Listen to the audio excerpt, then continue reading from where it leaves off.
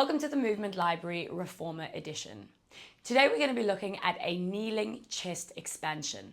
So we are going to be facing the back of your reformer, and I'm going to start on a medium to light spring. So on my fold reformer, it is a single green spring.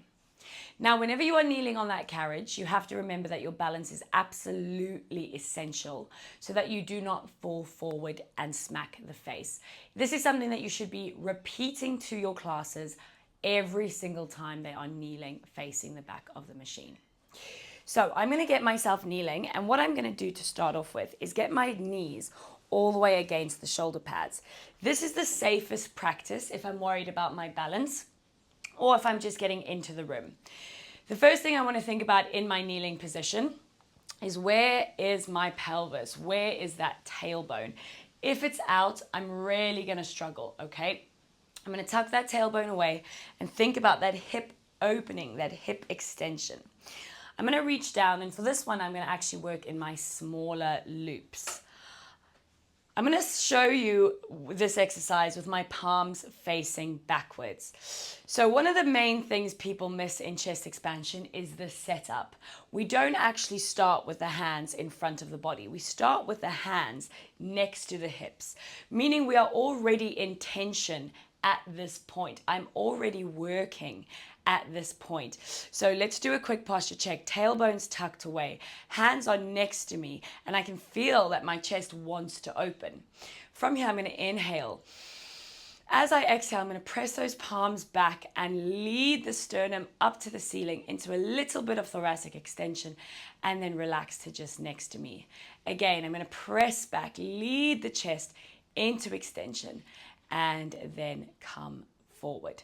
Now, some common mistakes you will see in this exercise, depending on how you face your hands, is going to depend whether it challenges or helps the clients.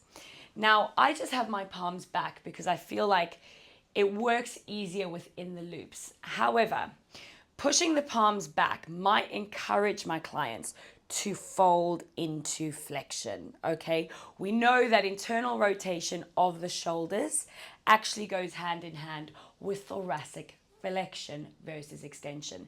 So you want to ensure that they know, although their palms are facing back, it's as if they're going to clap their hands behind the back. So tailbone is tucked away, and as I start to press, I'm lifting up and away from the floor and then coming back, okay? I'm pressing back up and away from the floor and coming back. If I were to perform this with my palms facing forward, I absolutely could, but I'd likely want to do this on a lighter spring setting, as there'll be a lot more challenge happening through the upper arms. Something to watch out for is that although you are cueing them to lift their sternum and open their chest, you are not asking for a rib flare. A rib flare would look like that. My arms haven't really moved anywhere. I've just popped open those ribs, and you'll see the abdominals release as they do that as well. So with that, I want to make sure that the movement is nice and small. Once I feel like I've got my balance all sorted, I might shimmy away from the shoulder pads. I might even start exploring what it feels like to have my arms slightly further away from me, okay? Further away is going to add a little bit more challenge into that upper arm. I might even hold it there for a few seconds. I really am feeling that shake. I'm not overstraining in my neck. It's all in my upper back and upper arms for 3, for 2, and 1. I'm going to soften that there and re-hook up my straps.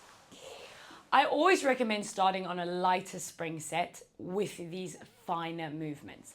However, a little bit of tension is sometimes necessary to really get that feedback. With anything to do with the upper body, especially when you are in the beginning stages, you want to stick to the 3-rep rule, meaning you do 3 repetitions and then you reset. 3 repetitions and then you reset.